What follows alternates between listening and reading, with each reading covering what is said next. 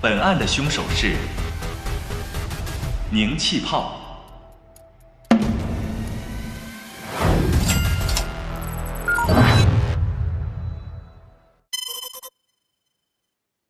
我是本案的凶手凝气泡。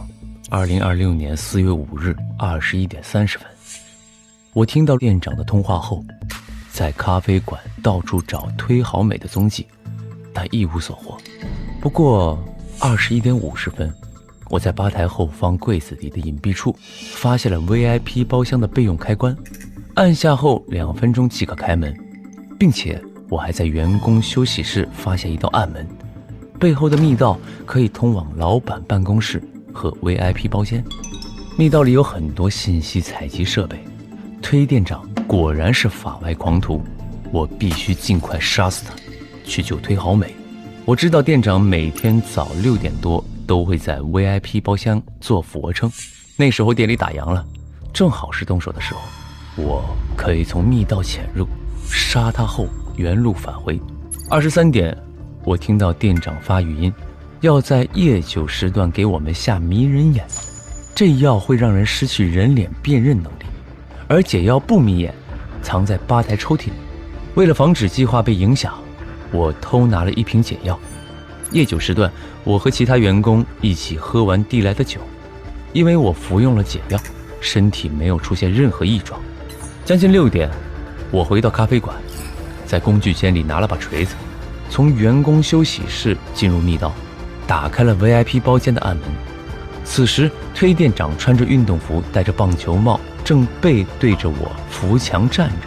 我快步冲到他身后，用锤子朝他后脑重砸。确认他死后，我把锤子藏进衣服，准备从密道离开。但是暗门打不开了，我刚准备从门口离开， VIP 包间的感应灯亮了，标签显示这代表2分钟后有人要进来了。打烊时段只有员工能进入咖啡馆，情急之下，我想到大家都知道店长早上会做俯卧撑，且不准打扰，便决定假扮店长做俯卧撑。其他人喝了药看不清脸，只会以为是店长。我脱下木偶服，换上店长的健身服和棒球帽，将店长尸体和我的木偶服一起藏进包间掀盖式收纳桌里。随后我铺好墙边的瑜伽垫，在上面做俯卧撑。 VIP 包间门被打开了，感受到有人靠近，我的后脑勺突然挨了一记重击。我奋力还手，虽被绊倒，但还是将偷袭者打晕了。对方居然是千斤顶，我推测他也想杀店长，便决定嫁祸于他。推秘书的便利贴写着7点会来找店长，只要让他目击千斤顶和店长尸体在一起，我就能脱身。我把店长尸体从桌里搬出，放到瑜伽垫上，将健身服和棒球帽穿回尸体身上，再用千斤顶的锤子又砸了一遍店长后脑的伤口，让锤子沾上血迹。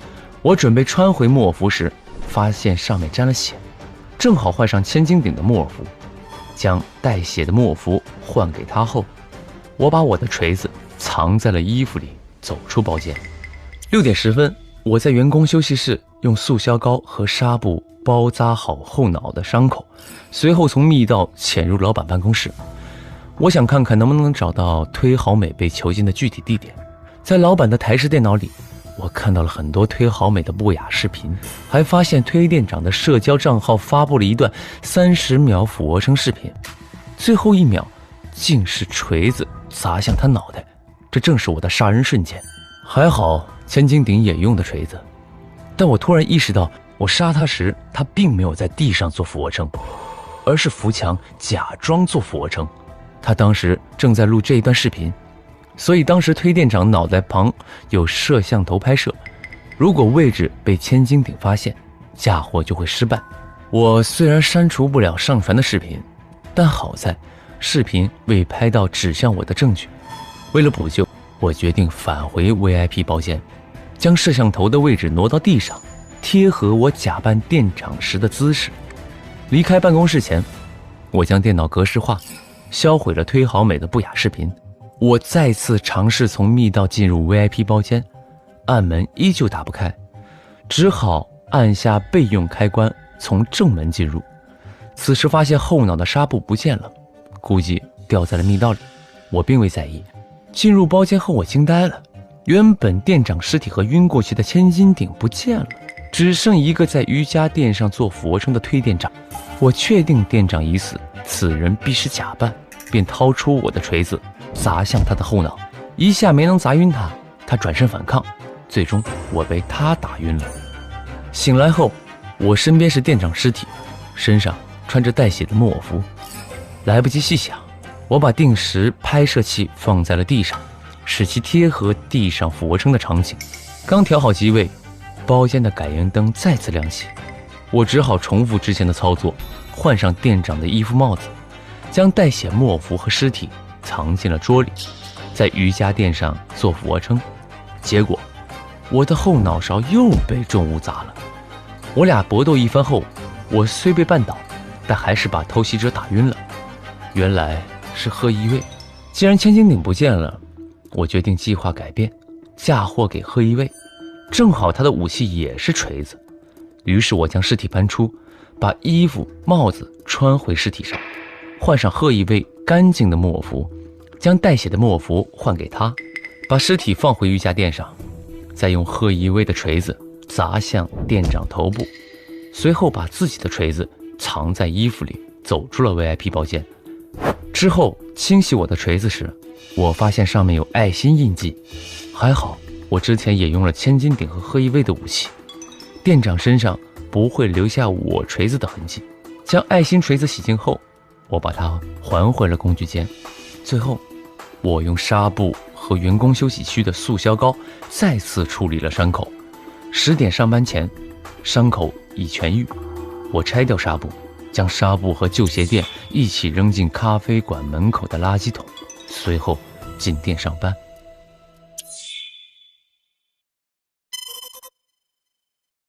我是玩家刘宇宁，在本案中饰演星光咖啡馆的咖啡师宁气泡，同时我也是本案的凶手。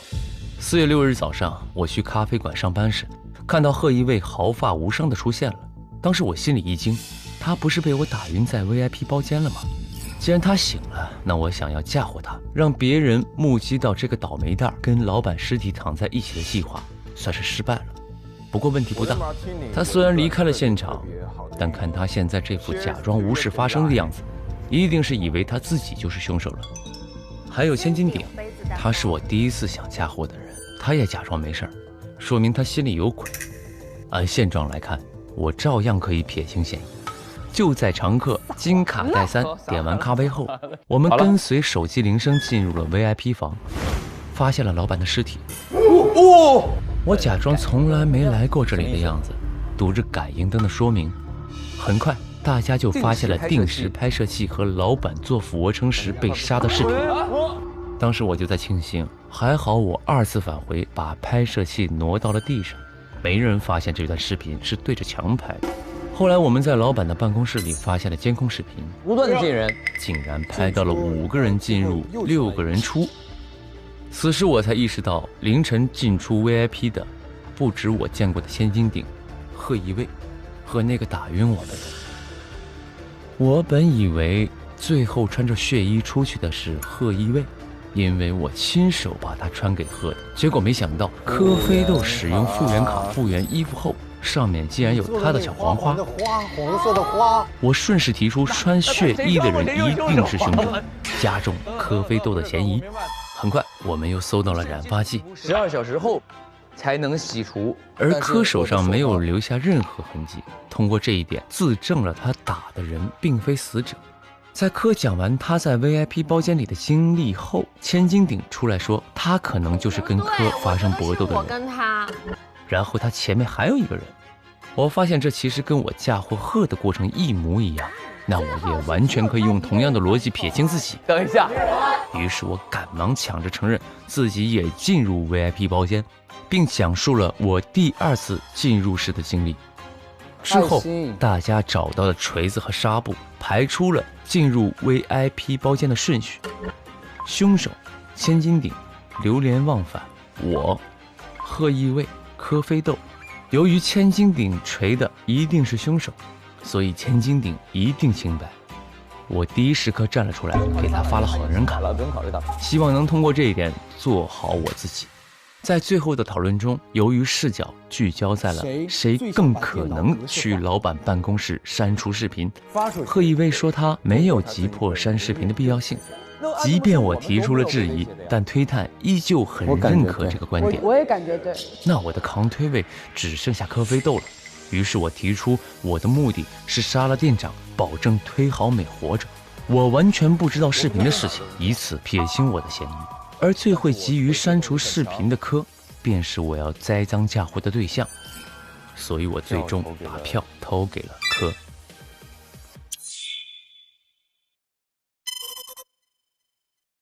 我是玩家张凌赫，在本案中饰演星光咖啡馆的咖啡师贺一卫。4月6日上午10点，我和往常一样在咖啡馆上班，却发现推店长死在了 VIP 包间里。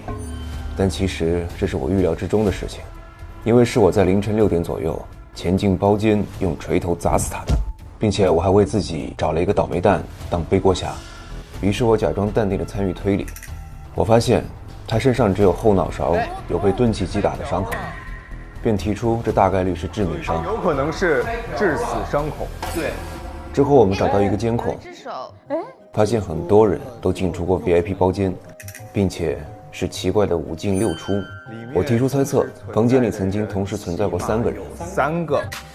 我们还发现最后一个人是穿着带血的木偶浮出来的。对。我心里知道，那个人应该就是被我嫁祸的倒霉蛋。但接下来找到的死者染发剂，让事情发生了重大转折。我发现我根本就不是凶手，因为我在和死者斗殴的过程当中，曾经抓到过他的头发，他的染发膏会褪色，但我的手上并没有留下痕迹，可见当时我袭击的根本就不是死者。我猜想，就像柯被我嫁祸一样，我应该也是被别人嫁祸的。于是我主动向推探交代自己的行径，没想到宁和谦也和我做过一模一样的事情。大家活的对象也都不是推店长。再结合监控5进6出的记录，我推断凶手应该就是那个提前进入并藏在了里面的人。有没有提前进的可能？通过纱布上的伤痕，我们还原了进出顺序，推测出凶手被铅的梅花锤击打过。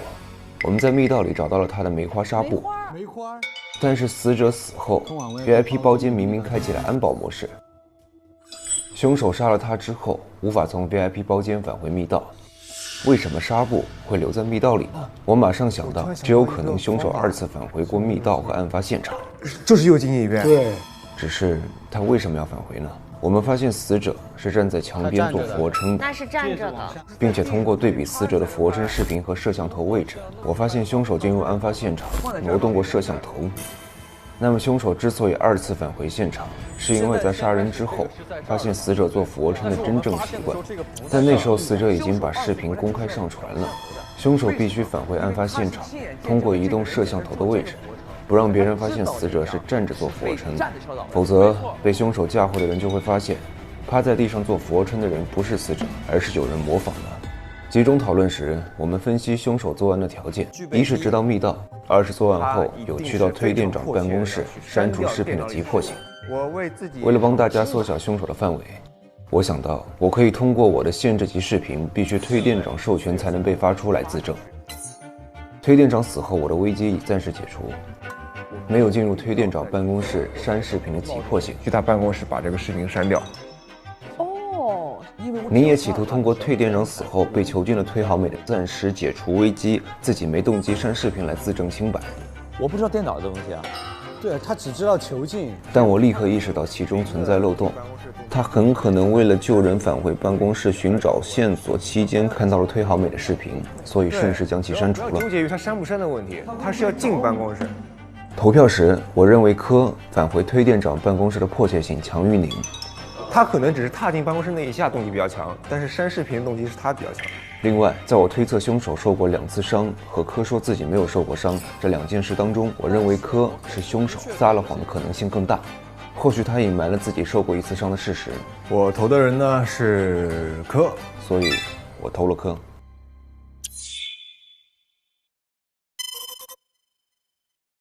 我是玩家周柯宇，在本案中饰演星光咖啡馆的咖啡师柯飞豆。凌晨4点，我穿着木偶服返回了咖啡馆。走进包间的时候，推店长正穿着那套绿色的健身服，戴着绿色鸭舌帽，趴在地上做俯卧撑。我悄悄走到他身后，朝他后脑狠狠砸了一下，但没想到这下没能把他砸晕，他回过身来跟我搏斗了一番。我找准机会，扯着他的头发重重打了他。把他打倒之后，我自己也眼前一黑，晕了过去。在醒来的时候，推店长仍然倒在那里。我检查了一下，确认他没有了呼吸。做完这一切，我才发现木偶服上染上了血迹。我把沾血的木偶服脱下来，塞进员工休息室的柜子里。但是思来想去，觉得不够安全，又拿出来把它烧掉了，把灰烬扔进了吧台下的不锈钢垃圾桶里。早上10点，我照常来上班，店长死在 VIP 包间的消息才被大家发现。我没有声张，我假装什么都不知道。搜证的时候，他们在我的员工柜里找到了我为推好美做的祭奠花圈，又在吧台垃圾桶里找到了烧掉的木偶服。我为了撇清嫌疑，主动提出用复原卡把衣服复原。万万没想到，贺意卫在袖口找到了一片黄色花瓣。我一下慌了神，难道这么快就暴露了？于是我重新开始想自己的时间线，想想怎么为自己逃脱。我只去过 VIP 包间1次，那监控里其他穿着木偶服的人都是谁呢？之后我们在咖啡馆角落的垃圾桶里搜到了推店长下单的染发剂，并且已经被推店长使用过了。我清楚地记得我薅了跟我搏斗那个人的头发，但此刻我的手上并没有染发剂。我是清白的，探长。那么我打的就不是推店长，我不是凶手，不是老板。于是，在集中讨论的时候，我大方承认了自己完整的行动线，跟我当天发生的事情是一样的。但是没想到，所有人都开始说自己进入过 VIP 包间，而且都拿锤子打了另一个人。除了垃圾站搜到的纱布，密道里还发现了一块额外带着梅花血迹的纱布，无人认领。此时，我已经可以确定自己不是凶手了。而在我看来，凶手需要满足几个条件：第一，需要知道咖啡馆有密道；第二，需要前往推店长办公室。我和贺意卫的动机一强一弱，工龄一长一短。我工龄最新，只有凝气泡，所有条件都趋于中间值。我就比较怀疑你了。而且他进办公室可以不为了删视频，而是删线索。所以最后，我投给了我认为最有可能的凶手——凝气泡。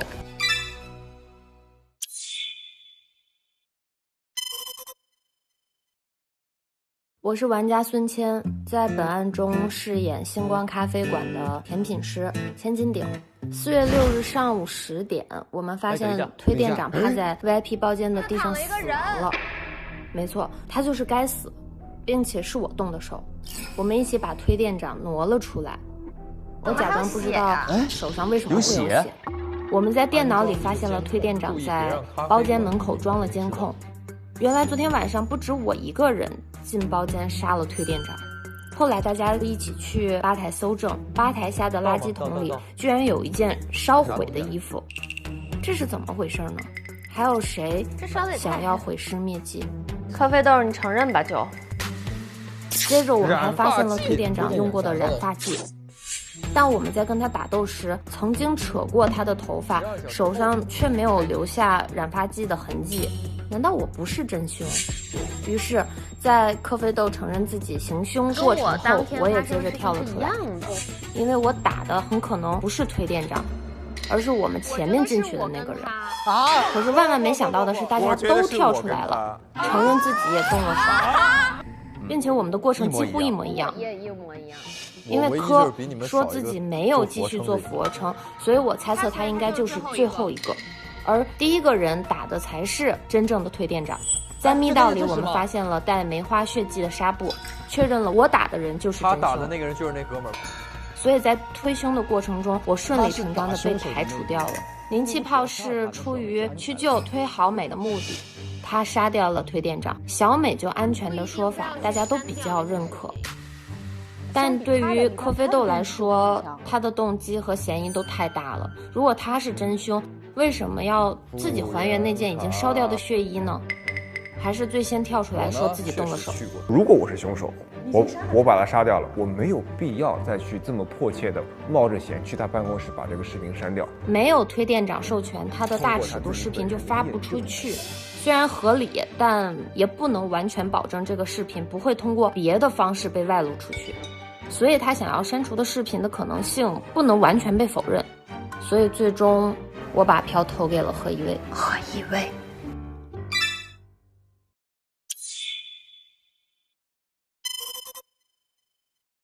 我是玩家金卡戴珊，在本案中饰演星光咖啡馆的 VIP 顾客，也是本案的推探。4月6号上午10点，我带着3张金卡又来到星光咖啡馆，准备和我的咖啡师们愉快玩耍。没想到却发现了推店长死在了 VIP 包厢。我在尸体上发现了一个很有意思的流苏戒指，那一刻我的直觉格外强烈。这枚戒指绝不是普通的饰品，一定和推店长的死有关。于是故意虚张声势地炸了他们一番，想看看其他人会不会露出破绽。你这么了解？通过流连忘返偷偷给我的钥匙，我们进入了老板办公室。从电脑上的监控里发现，案发当晚有5人进入 VIP 包厢，却有6人离开，且最后1人袖口沾有明显的血迹。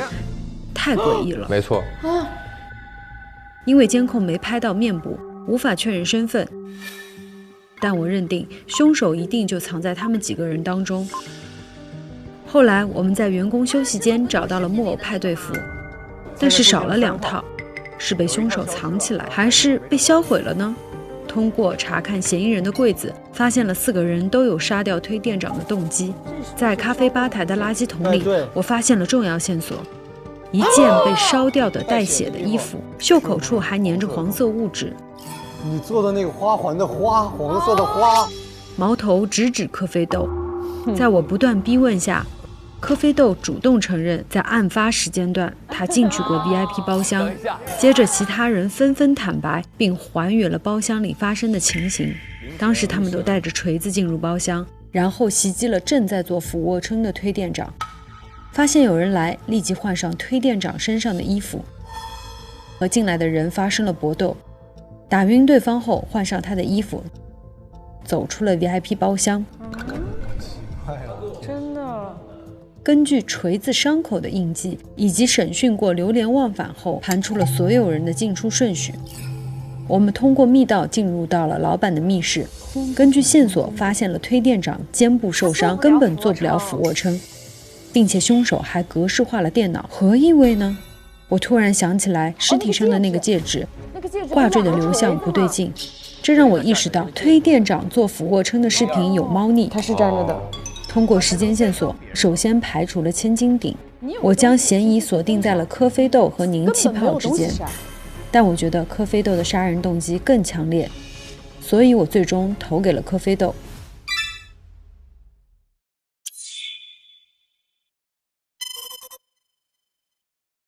我是玩家丁程鑫，在本案中饰演星光咖啡馆的咖啡师丁布丁，也是本案的推探。4月6日上午10点，我和同事们给贵客金卡戴珊盛上了饮品和甜点。哎，好像电话在响，真的。之后听见 VIP 包间有电话响，刷金卡开门后，没想到推店长已经死在里边了。店长一般早上6点会来到 VIP 包间做俯卧撑，并且拍摄打卡视频。所以凶手可能是在6点到10点吗？这个时间段行凶。他的头部有血，应该是被钝器砸过。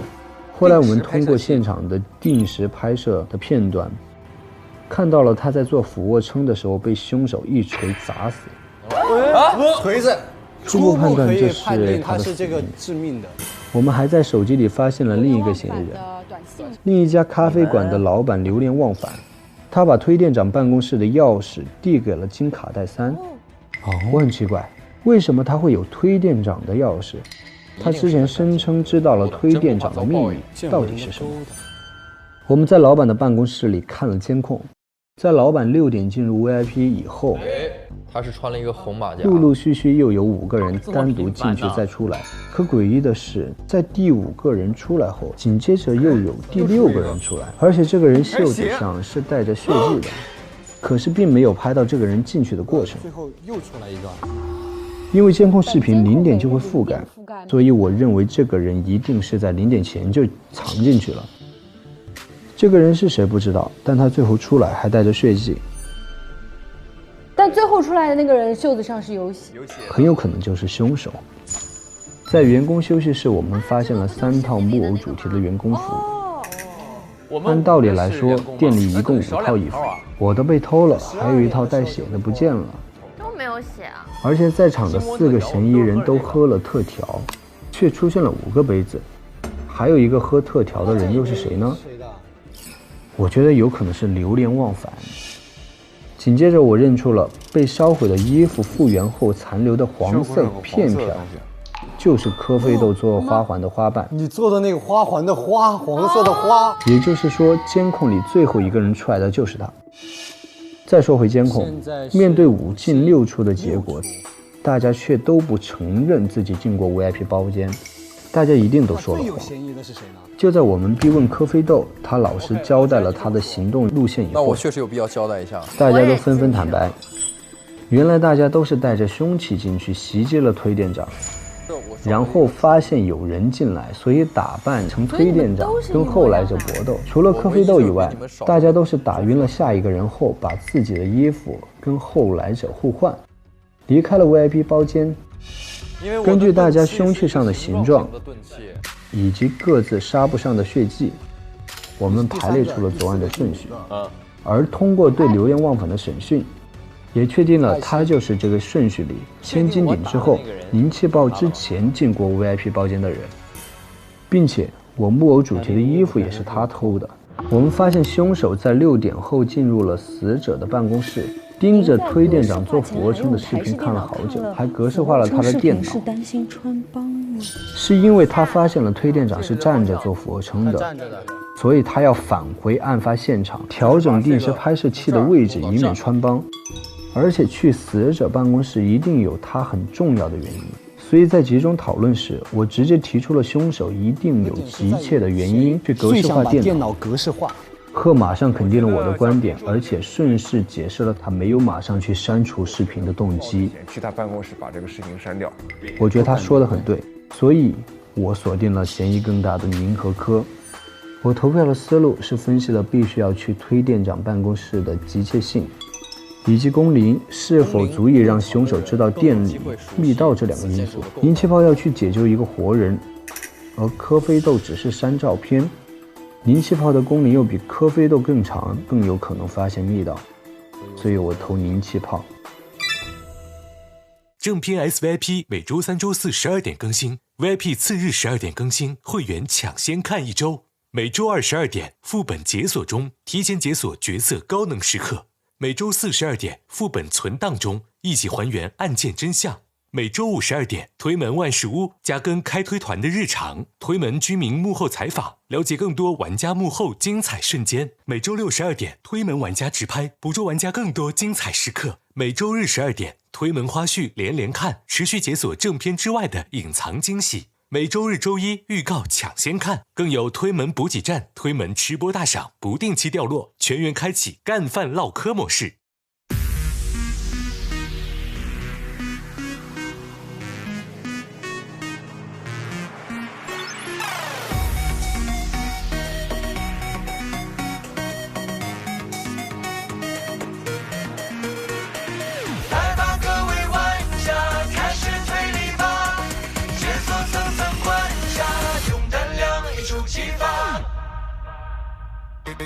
夜色系欢迎推是新鲜密距离，人与慌的音系，暗潮无声才有意。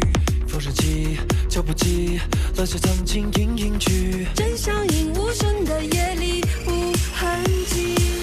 秘密心藏着爱，建立着大气，残气继续是播映，谁藏匿踪迹？一生与风声合力鼓弄着玄虚，下一秒谜句或谜底，真相的全部已清晰。扭开悬念问号，开始推理吧，一起推脱不脱的真与假，生根魔法。